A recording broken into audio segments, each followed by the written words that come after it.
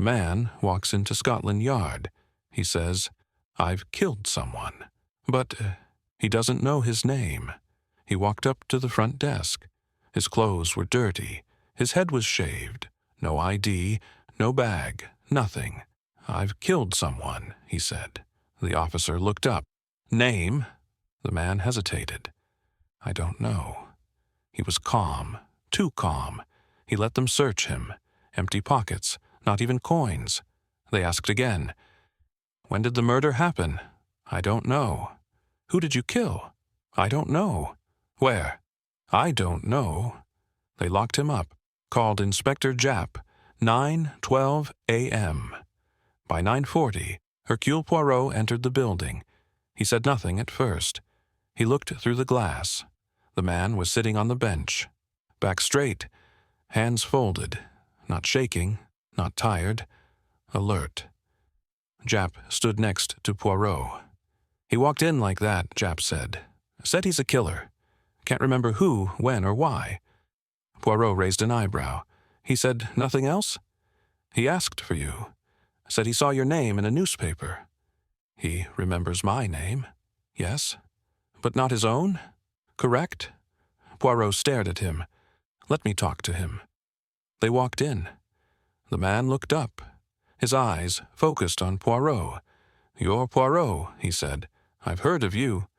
"I solve puzzles," Poirot replied. "You've brought me one." The man nodded slowly. "I think I killed someone." "But you don't remember it?" "No." "Do you know where you were last night?" "No." "Do you know your age?" "Not exactly." "Your name?" The man didn't answer. Poirot glanced at his clothes. Old, torn, but not filthy. His skin was pale. His hands were soft. Not a laborer, not a vagrant. Poirot stood up. Japp opened the door. Hastings was waiting outside. "Well?" he asked. Poirot didn't blink. "This man is either lost or the best liar we've ever seen."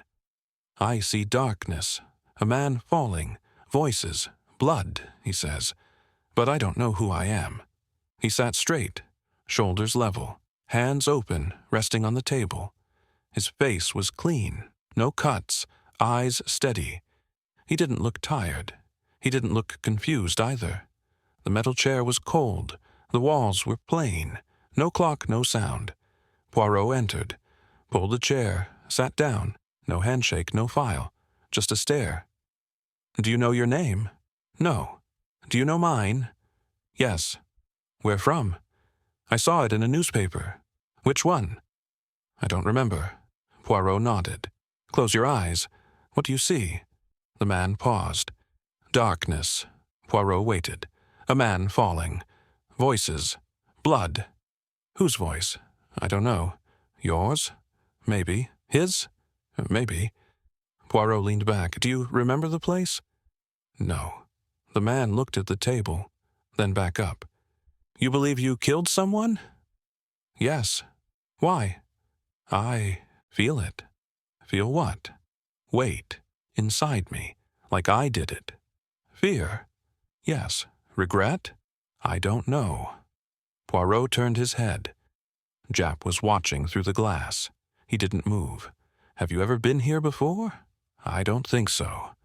Poirot stood up, walked behind the man, hands behind his own back. "Pain?" "Yes." "Where?" "Chest, back, head. Do you think someone hurt you?" "Maybe." "Do you remember it?" "No." Poirot returned to his seat.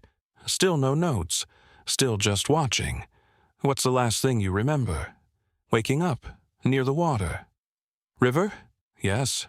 "Time of day?" "Dark." "Was anyone with you?" "No." "Did you have anything with you?" "No." "No wallet?" "No." "No phone?" "No." Poirot crossed his arms. "Do you think you're lying to me?" "No." "Would I know if you were?"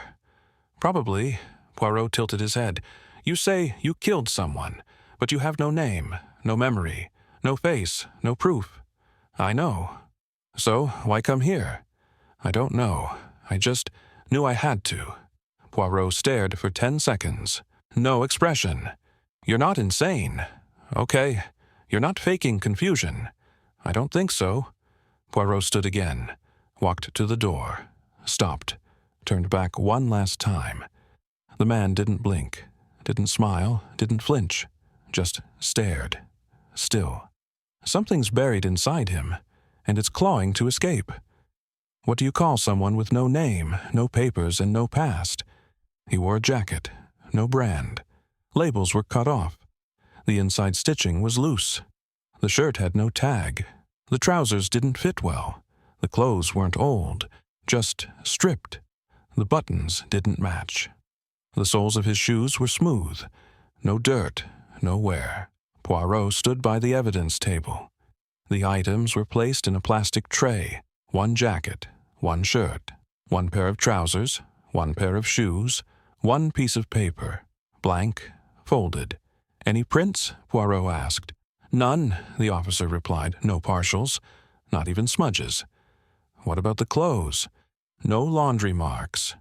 No store tags. Every tag has been cut. Clean job. Poirot examined the stitching again. Done by hand, he said. Someone removed every trace. No wallet, no keys, no ID, no money. Nothing, Japp confirmed. Poirot looked at the paper again. Plain. Uncreased except for the fold. No writing, no watermark.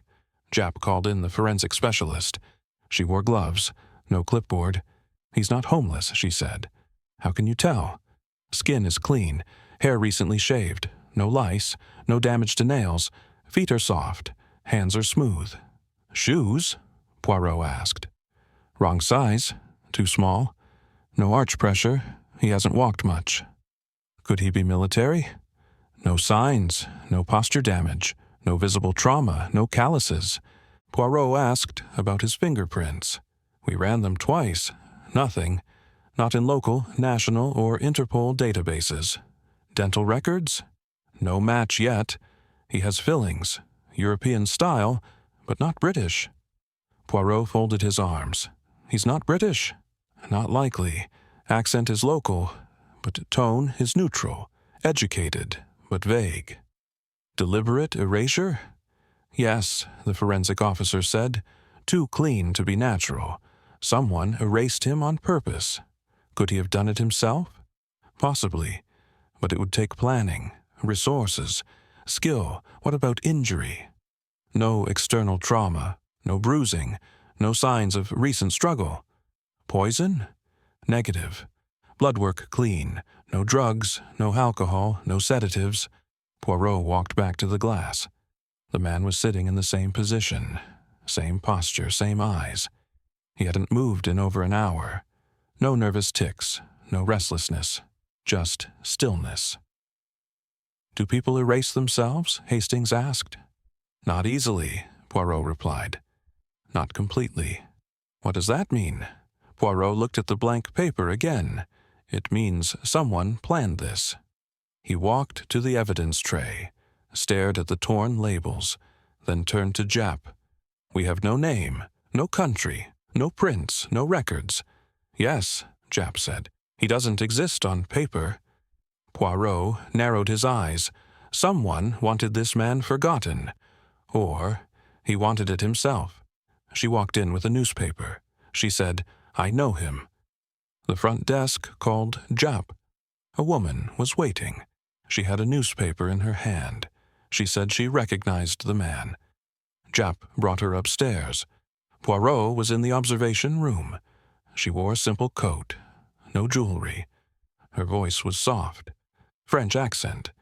Your name? Poirot asked. Marie-Joseph. Occupation? I was a maid. Where? At the de la Roche's home, Belgravia. She placed the folded newspaper on the table. The article had the man's sketch. I saw this yesterday, she said. I had to come. You know him? Yes. Who is he? Count Henri de la Roche. Poirot did not react. He turned to Japp. How long ago did you work there? 2 years. Why did you leave? The household changed. People left. I wasn't needed. Poirot nodded. You're sure this is him? Yes. What makes you so certain? I saw him every day. I cleaned his room. I brought him breakfast. I know his face. Could you be mistaken? No. Have you seen him since leaving? No. Poirot turned on the monitor. The man was shown sitting in the cell. Marie leaned forward. She didn't speak. Poirot watched her eyes. Then she said, "That's him." "Has he changed?" "He looks thinner, but it's him." Poirot paused. Who else lived in the house? His wife, their son, a few staff. Name of the wife? Countess Isabel. Son, Rodolphe. Any visitors? Rarely. The Count stayed home mostly. Did anything unusual happen before you left? There were arguments. I heard shouting. Between who? The Count and his son, sometimes the Countess. Did you ever hear violence? Number just shouting. Poirot looked at Jap. He nodded. Bring her to the room. Marie entered the cell area. The man looked up. She stood still, then said, "Count?" No reaction. She repeated louder, "Count de la Roche." The man blinked, looked at her face, but didn't speak. "Don't you know me?" Silence. Poirot stepped closer to the glass. He whispered, "Watch his hands." The man's fingers twitched. His foot shifted slightly. Marie said again, "I was your maid." Still nothing. She turned to Poirot. "I don't know why he's not speaking, but that's him." Poirot waited for her to leave. Then he walked back to the table. "She could be lying," Jap said. Poirot shook his head. "She's not." Hastings asked, "Then why didn't he react?" Poirot replied, "If she's right, this mystery has a very real home. A grand home in Belgravia, where silence hides in every corner." Poirot stood at the gate, Hastings beside him. Jap waited near the car. A butler opened the door. Silent, tall, no emotion. They were led inside. The hallway was wide, walls plain, paint fading. No family photos, no noise. The Countess entered. Black dress, sharp eyes, cold posture. "Madam," Poirot said, "I am here about a man." "I was informed," she replied. "Do you know a Marie Joseph?" "She was a maid. She left." "She claims the man in custody is your husband." The Countess didn't move. "That's absurd," she said. "My husband is away." "Away where?" "Business." "Where?" She didn't answer. Poirot stepped forward. "How long has he been gone?" "Several weeks. Did he tell you where he was going?" He travels often." Poirot looked around. Furniture was old. Nothing looked touched. "You live here alone?" "My son is here." "May I speak with him?" "He's resting." Poirot turned to Hastings, then back to the Countess. "Do you recognize this man?" He placed a photo on the table. She looked for 1 second, then pushed it away. "That's not my husband." Poirot picked up the photo. "Are you certain?" "Absolutely." "Even though your maid is certain it's him?" "She's mistaken." Jap entered the room. "You said your husband is away?" "Yes." "We've checked his business contacts. No one has seen him." "I'm not responsible for his schedule." Poirot asked, "Do you have a recent letter from him?" "No." "Phone call?" "No." "Do you think he's missing?" "No." Poirot stepped closer. "Do you want him to come back?" Her expression didn't change. "I expect him when he returns." The butler entered. "Sir Rodolphe is awake." "Let's meet him," Poirot said. Rodolphe walked in, thin, pale, late 20s. He didn't speak. "You've seen the news?" Poirot asked. Rodolphe nodded. "You recognize the man in custody?" "No." "Your father?" "No." Poirot stared. "Marie says he's your father." "She's wrong. Do you want to see him?" "No." Poirot watched Rodolphe's eyes. They didn't move. He looked at the Countess. Still no change. He stepped back. "Thank you," Poirot said. They turned to leave. In the hallway, Hastings whispered, "They're lying." Poirot nodded. He looked once more down the hallway. The butler closed the door. The lock clicked. No pictures, no voices, no warmth. Everyone in this house wears a mask. His library held thrillers, not classics. His life mirrored fiction. The butler unlocked the study. Poirot entered first. Hastings followed. The room was silent. Books lined the walls. Poirot moved to the shelves. He scanned the titles. No history, no politics. Just fiction, crime novels, mystery paperbacks, spy thrillers, cheap bindings, worn spines, nothing rare. Poirot pulled out a book, read the back cover, murder, amnesia, secret identities. He picked another. A rogue spy, fake passports, disguises. Poirot looked at Hastings. "Notice a pattern?" Hastings nodded. "All fantasy." Poirot opened a drawer. Empty. Next one. Papers. Old receipts, a boarding pass, undated, no name. He turned it over. Blank. "Anything useful?" Japp asked from the door. "Not yet," Poirot said. He kept pulling books. Inside one, a folded page. He opened it. A printout. Fictional character names, highlighted notes, underlined lines. Poirot studied the handwriting. Not Countess's, not Marie's. "What's this?" "Research," Poirot said. "Or obsession." More pages. Typed summaries, plots, twists, endings. Poirot placed the papers flat. All centered around fake deaths, disguises, amnesia. Someone spent time on this. He turned back to the shelf. Saw a gap. One book missing. He searched nearby. Found a book behind the desk, face down, spine cracked. He flipped it open. More notes inside. Margin scribbles, arrows. Hastings read one aloud. "Erase the self. Become the story." Poirot's tone changed. "This isn't reading. It's rehearsal." "Rehearsal for what?" Hastings asked. Poirot didn't answer. He returned to the chair, sat down. He looked at the desk. Clear. No computer. No pens. Just a coaster. Glass mark still visible. He sat here. Read here. Planned here. Japp crossed his arms. "You think this was intentional?" Poirot nodded. "Every book is about becoming someone else." He opened another drawer. Maps. Printed routes. Train schedules. One paper had Belgravia to Scotland Yard circled. Poirot held it up. "This isn't an accident. He studied for this." "Who does that?" Hastings asked. "A man who wants to vanish," Poirot said. "Or a man who wants to be caught." Hastings frowned. "Why be caught?" "To make a point." Japp stepped closer. "You're saying he planned the amnesia?" "Yes." "No memory, no ID, but a perfect confession?" "Yes." Poirot stood again. He stared at the books, at the titles, at the mess. Hastings asked, "So who is he really?" Poirot didn't answer. He just whispered, "What if he's not the reader, but the author of this mess?" "That man, that smile, I remember now." Poirot entered the room. The man sat still.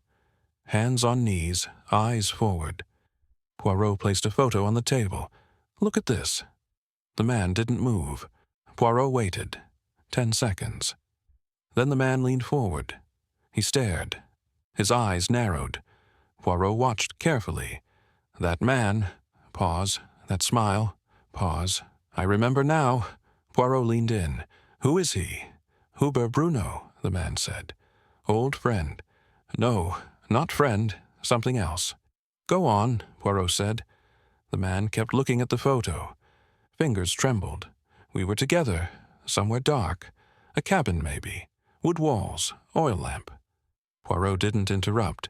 He was angry. He shouted. "I tried to leave. He blocked the door." "What did he say?" "I can't recall the words, but I felt cornered." Poirot sat back. "Then?" "I pushed him. He grabbed me. I grabbed something.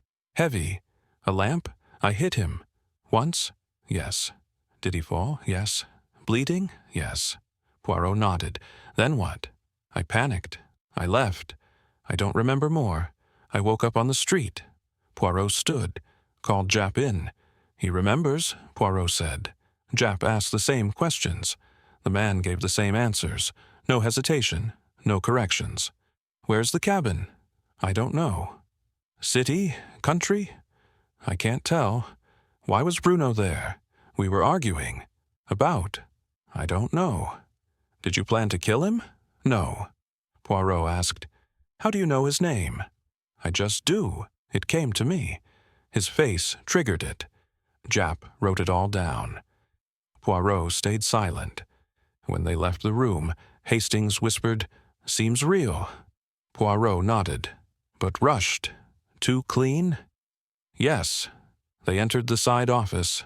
Poirot spread the confession. No gaps, he said. No contradictions. No fuzziness. Japp frowned. You think he made it up? Poirot looked at the timeline. Maybe not, but it's too neat. No cabin found. No body found. No blood. No scene, Japp added. No reports of a missing man named Hubert Bruno. Poirot tapped the photo. This image was pulled from a public archive, he said. Why did this man react so quickly? Coincidence? Or conditioning? Memory? Triggered? Or planted? Poirot stepped back. He remembers murder, but forgets his own name. Hastings crossed his arms. Feels wrong. Poirot whispered, but something about his story doesn't quite add up. From the mud and water, a corpse rises and brings truth with it. Japp answered the call. A body had surfaced. River Patrol found it. Poirot arrived with Hastings. Uniforms held the perimeter. No crowd, just silence. The body lay near the bank, face swollen, skin pale, hands stiff. A tire iron was found nearby, clean. No prints, mud-covered. Estimated time of death? Poirot asked. Forensics says 5 to 7 days, the officer replied. Poirot examined the face. Blunt force trauma. 1 strike. Left temple. Same as the confession, Hastings said. Yes, Poirot replied. They moved to the ID process. Wallet found. Plastic bag and pocket. Dry inside. Name, Hubert Bruno. Japp raised an eyebrow. Finally, a real name. Poirot checked the contents. Black notebook, loose cash, burner phone, no personal photos. They flipped through the notebook. Names, dates, amounts. What is this? Hastings asked. A record, Poirot said, of blackmail. They scanned the pages. 7 names, all marked with numbers. 1 name, Count Henri de la Roche, number 18,000 pounds. No date. Japp said, Bruno was blackmailing him. Poirot nodded. Now he's dead. They checked the phone. Deleted messages. 1 contact remained. H. No call logs? All wiped, Tech confirmed. Poirot looked at the tire iron. No fingerprints. No markings. It was used once, then dropped, Japp said. No drag marks. No struggle signs, the officer added. He was hit elsewhere, Poirot said. Then dumped here. They moved upstream. No signs of disturbance. Just soft mud and weeds. Poirot walked the riverbank. Step by step.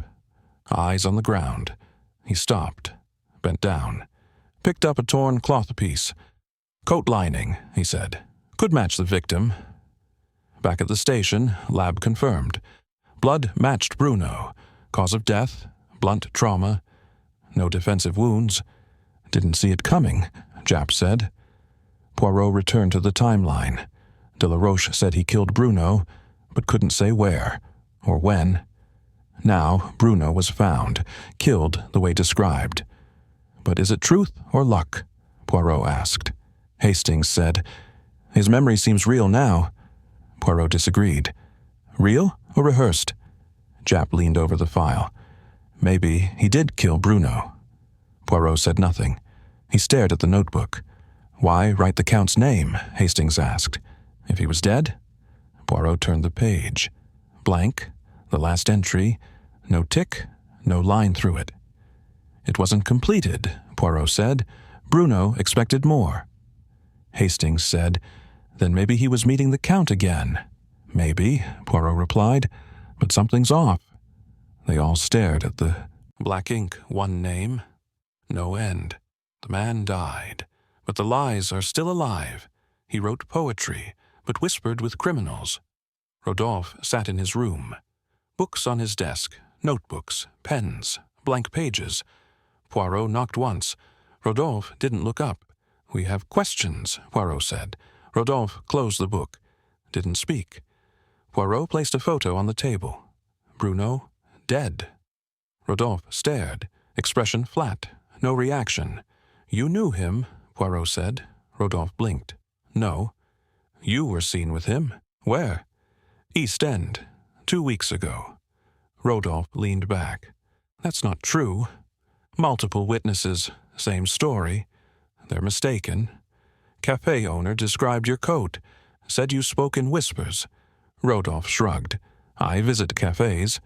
Poirot placed another item, notebook, Bruno's. Rodolphe looked at it. "I don't know what that is." "Your father's name is in it."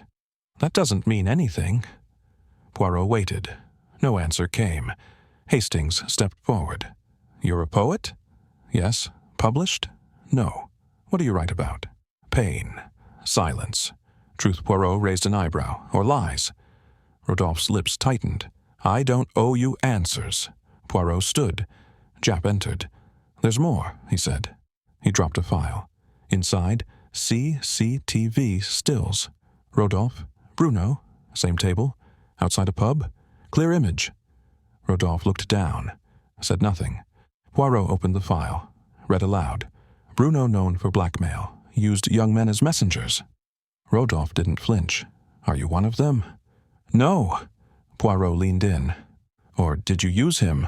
Rodolphe snapped. "This is nonsense. Why meet him at night?" "I didn't." Poirot played a recording. Voice confirmed. "Rodolphe's?" He sighed. "Fine, I met him once. Why lie?" "Because I knew what it would look like." Poirot pressed. "Did he blackmail you?" "No." "Your family?" "I don't know." "Did your mother know?" "No." Poirot showed the name list. "Why is your father's name here?" "I don't know." "You helped Bruno?" "No." "You knew Bruno was dead before we told you?" "No." Japp added, "Your prints were found on the river footpath." Rodolphe paused, said nothing. Poirot looked at him. "You're not a poet?" Rodolphe smiled slightly. "I write. That's all." "You play roles," Poirot said. Rodolphe looked up. "You acted here, at home, at the pub. Always someone new." Rodolphe replied, "Then maybe I'm good at it." Japp said, "You're not innocent." Rodolphe leaned back. "I'm not guilty either." Poirot closed the file, watched him for 10 full seconds. "Rodolphe is no artist. He's an actor in a darker play." When they found Rodolphe, guilt was already written on his face. The call came at 7 a.m. Rodolphe had left the house, registered under a false name, boarding house in Camden. Poirot and Japp arrived. 3rd floor, room 3B. The manager opened the door. Rodolphe was sitting on the bed. Still dressed, no surprise. He stood without a word, hands ready. "You're under arrest," Japp said, "for the murder of Hubert Bruno." No protest, no questions. He just nodded. They walked him out. The hallway was quiet. Down the stairs, into the car. Back at the station, the Countess was waiting. She stood when she saw him. He avoided her eyes. She didn't speak, didn't ask why. Poirot observed them both. The Count was in the next room. He demanded to see his son. Japp refused. Poirot allowed 1 minute. The Count stepped in, looked at Rodolphe, spoke in French, software urgent. Rodolphe gave one-word replies. Poirot watched body language, protective, defensive, controlled. The Count stepped out, faced Poirot. "He's innocent." "Based on what?" "He told me." "That's not evidence," Japp said. The Count looked at Poirot, eyes sharp. "You've made a mistake." Poirot didn't answer. Back in the room, Rodolphe sat with arms folded. Poirot placed the evidence file on the table. We have motive. We have connection. We have presence. Rodolphe stayed silent. Poirot opened the notebook, pointed to the Count's name, then to the amount. Rodolphe glanced once. No comment. Japp asked, "Why were you meeting Bruno?" Rodolphe replied, "To protect my father." "From what?" "Exposure. Scandal." "Was he guilty?" "No." "Then what did Bruno have?" "Stories. Letters. Nothing real." Poirot leaned in. "Did you pay him?" "No." "Did you threaten him?" "No." "Then why was he found dead?" "I don't know." "You were on the path." "Yes." "You met him?" "Yes." "When?" "2 nights before he died." "What did you say?" "I told him to stop, that we had nothing more to give." "Did he agree?" "No." "Did you return?" "No." Poirot stared. "Who killed him?" Rodolphe shook his head. "I don't know." The Countess demanded to see her son. Poirot declined. She waited outside, still, silent. Japp reviewed the facts, means, motive, opportunity. All pointed to Rodolphe. Poirot whispered to Hastings, "He's lying," but not for himself. Hastings asked, "For who?" Poirot looked through the glass, at the Count, at the Countess, at the silence between them. Someone here is lying, and badly. Poirot never forgets details, especially when others do. Poirot reviewed the Count's statement. He claimed he was out driving at the time of Bruno's murder, said it was raining, said the roads were slippery, said he returned home before midnight. Poirot checked the report. No rain that night. Dry skies, clear weather. Japp confirmed it. Weather office log. Exact timestamp. Poirot noted it. Next, the car. The Count claimed he parked near Kensington. Said he left it there. Poirot ordered a check. The car was found. But not in Kensington. It was in Whitechapel, abandoned. No sign of damage, no prints. Poirot entered the room. The Count waited, arms crossed, posture firm. "You said it rained." "Yes." "It didn't." "That's odd. I remember rain." "You said Kensington." "Yes." "The car was found in Whitechapel." Pause. "That's not possible." Poirot laid out the photos. Time-stamped, clear. The Count frowned. "I don't understand." Poirot stepped closer. "You're a man of habit. Details matter to you." "Yes." "Then why are these details wrong?" "I was upset, distracted." "By what?" "I don't know." "Fatigue." Poirot stared. "No driver forgets location and weather. Not both." Japp asked, "Were you meeting someone?" "No." "Bruno?" "No." Poirot said, "You were near the river." "No." "We found tire marks matching your car." The Count didn't speak.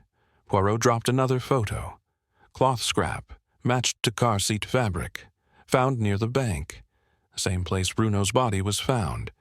"You were there," Poirot said. The Count didn't deny it. "Why?" No comment. Poirot leaned forward. "Were you alone?" "Yes." "Then why lie?" "I didn't want trouble." "Trouble for who?" Silence. Poirot waited. 10 seconds. "You forget things that matter," he said, "but only when it suits." The Count clenched his jaw. "That's your opinion." "It's logic," Poirot replied. Poirot exited the room. Japp followed. "He's slipping," Japp said. "He's hiding," Poirot corrected. "Protecting Rodolphe?" "Maybe." "Or the Countess?" "Possibly."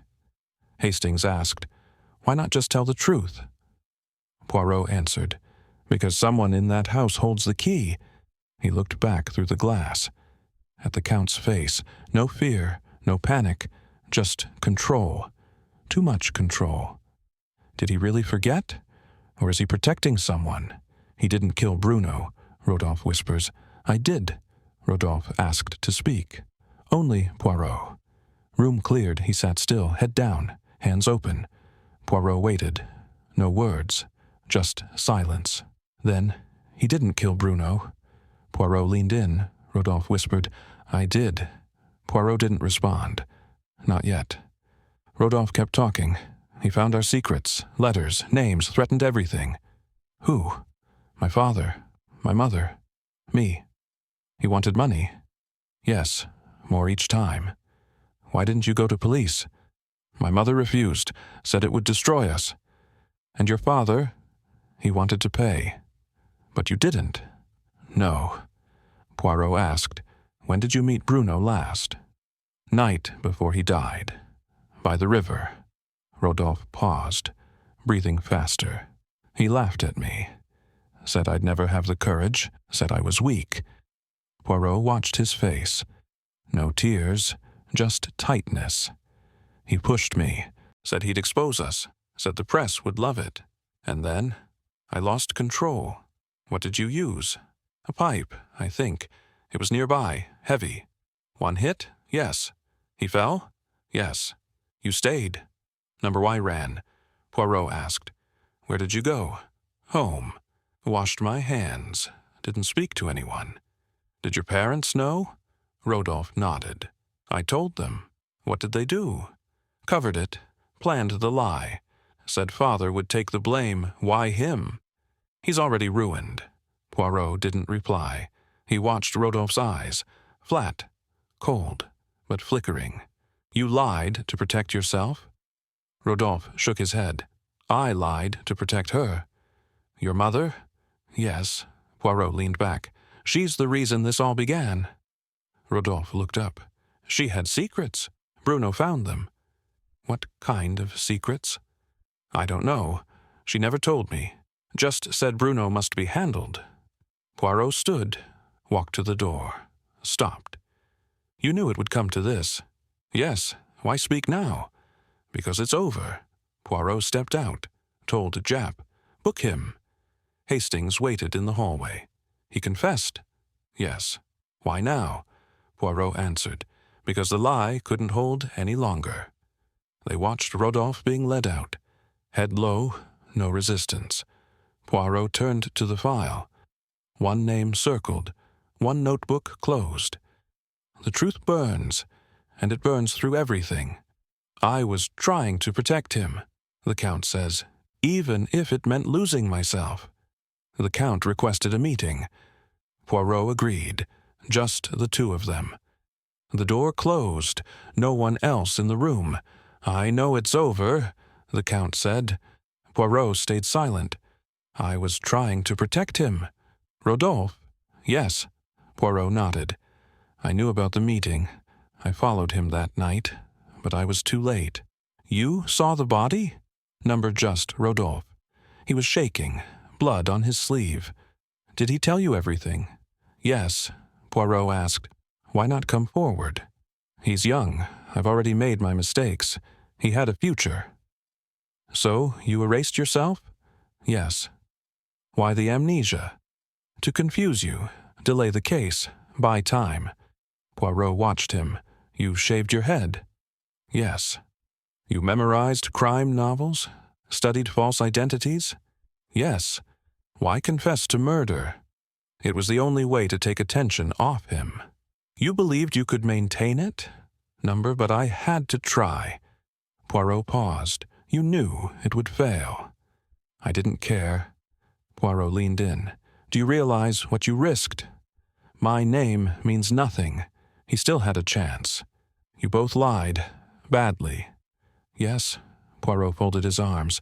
Did your wife know? The Count nodded. She didn't agree, but she remained silent.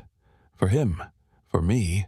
Poirot asked, why speak now? The Count looked away. Because he couldn't carry it. You thought he could. Number Y hoped Poirot stepped back. This entire house runs on silence, he said. The Count said nothing. Poirot walked toward the door, stopped. You failed to protect him. I know. Poirot opened the file. You taught him to lie. The Count didn't argue. Poirot whispered, you tried to erase yourself, but guilt remains. The Count nodded. I carry it now. Forever? Yes. Poirot stared at him. "You've lost him." "I already had." The silence lingered. Poirot left the room. Hastings stood outside. "Well?" "He confessed. To everything but the blow. And now he'll be charged. But lightly. He tried to take the fall. Yes. Out of love," Poirot replied. "Out of fear." They watched the Count being led away. No cuffs, but no freedom. But the sun couldn't disappear, and the lie crumbled. Her eyes were cold, her lips tight, and her judgment final. The Countess was seated in the lounge, alone, still, waiting. Poirot entered. She didn't stand. He placed a file on the table. She didn't touch it. "It's over," Poirot said. She didn't blink, didn't respond. "Your son confessed." Her hands tightened slightly. "Your husband tried to take the blame. Still nothing. You knew." "Yes," she said. Poirot sat across from her. "When?" "The night it happened." "Did he tell you everything?" "Yes." "Did you advise him to lie?" "No." "Did you stop him?" "No." Poirot narrowed his eyes. "Why not?" "Because he was already lost." "Did you love him?" "Yes." "You have an odd way of showing it." Her lips pressed tighter. "I raised him with discipline, not affection. Number it weakens men." Poirot leaned forward. "He was not weak. He was broken. He chose that. He tried to protect you." She didn't reply. "Your secrets led to Bruno's blackmail." She finally looked up. "I warned him, told him not to involve me, but he insisted." "So you stayed silent?" "Yes." "To save yourself?" "To save what's left of this family." Poirot stood. "You failed." She stared at the floor, eyes dry. "What happens now?" she asked. "You testify. Rodolphe faces trial. The Count is charged for obstruction. And me? You walk free, but only legally." The Countess didn't respond. Poirot stepped toward the door, paused. "He wanted your approval more than your protection." She didn't answer. "He got neither." She closed her eyes. Poirot left. Hastings stood outside. "She talk?" "Yes." "She show regret?" "No." Japp joined them. "She's untouched by this," Poirot replied. "She's untouched by anyone." They watched her through the glass. She sat motionless, back straight, eyes forward, alone. Poirot whispered, "She's the reason this broke." "Rodolphe?" Hastings asked. "Number the Countess." She could have stopped it, but she didn't. No, why not? She had loved her image more than her son. Justice doesn't always feel like justice, not to everyone. The courtroom was quiet. Verdict delivered. Rodolphe, guilty of manslaughter, 5 years, no appeal. The Count, fined. Public apology, no prison. The Countess, untouched, no charges filed. Rodolphe didn't react. He stood still, accepted the sentence. The Count held his coat, didn't speak, didn't look back. The family was done. In public eyes, ruined. Newspapers printed every detail. Headlines shifted weekly, but whispers stayed. At parties, in clubs, on the street. The noble killer, the family of lies, the silent mother. The story faded, but never disappeared. Poirot closed the file, placed it in his drawer. Hastings entered. "You finished with it?" "Yes." "Does it feel right?" "No." Hastings sat. "Justice was served. Legally, yes," Poirot said. "But justice is not law alone. What then? Truth, intent, consequence." Hastings nodded. "Still feels wrong." Poirot said nothing, just stared at the window. The sun was out, but it felt cold. He folded his hands, spoke slowly. The boy lied to save his family. The father lied to save the boy. And the mother watched. Hastings asked, "Who was the worst?" Poirot replied, "The one who spoke least." They sat in silence. Later that day, Poirot returned to Scotland Yard. One last visit. Rodolphe was in a holding room, books beside him, no pen. Poirot entered. Rodolphe stood. "I wanted to thank you," Rodolphe said. "For what?" "For seeing the whole picture." Poirot didn't smile. "You destroyed yourself," he said. "I know. You thought it was loyalty." Rodolphe nodded. "It was fear." Rodolphe didn't argue. Poirot stepped closer. "Do better when you return." Rodolphe replied, "If there's anything left of me." Poirot stared at him. "There is. You just buried it too deep." He turned to leave. Rodolphe said, "Did she ever ask?" "Who?" "My mother." Poirot paused. "No." Rodolphe sat back down. That was the final answer. Poirot left. Hastings waited outside. "Will he survive prison?" "Yes, but it will change him." Hastings whispered, "It already has." They walked away. And then came their final goodbye. In a quiet room, a father holds his son's hand one last time. The visit was approved. 15 minutes, no extensions. Rodolphe waited at the table, hands flat. Back straight. The door opened. The Count entered. No guards, just them. He sat across from his son. No handshake, no words at first. Rodolphe broke the silence. "You look tired." "I am," the Count said. Rodolphe nodded. "Do you hate me?" the Count asked. "No. I failed you." "Yes." "But I tried." "I know." They both looked down. Same hands, same jaw. "You protected me," Rodolphe said. "I thought I had to." "You didn't." "I know that now." Rodolphe's voice dropped. "I never asked for that. I gave it anyway." They sat in silence. "I told them the truth," Rodolphe said. "Yes." "They think I'm broken." "Are you?" Rodolphe shrugged. "I feel hollow, but also clean." The Count nodded. "That's something." He reached across the table, placed his hand over Rodolphe's. Rodolphe didn't pull away. "Take care of yourself," the Count said. "You too." A buzzer sounded. Time was up. The guard opened the door.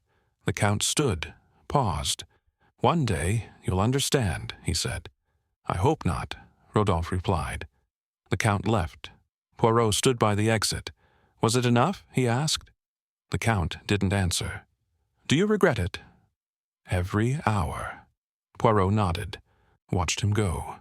Later, Poirot and Hastings sat in the office. "All done?" Hastings asked. "Yes." "Did it end well?" But it ended. Poirot opened his journal, wrote one line. "Loyalty hides many sins." Hastings leaned back. "You think the Count was noble?" But he was human. "What about the Countess?" "She chose silence." "And Rodolphe?" "He paid." "Too high a price?" Poirot closed the journal. "Maybe not high enough." They looked at the file one last time. Then Poirot stood. Final case notes submitted. Outside, rain began, cold, light.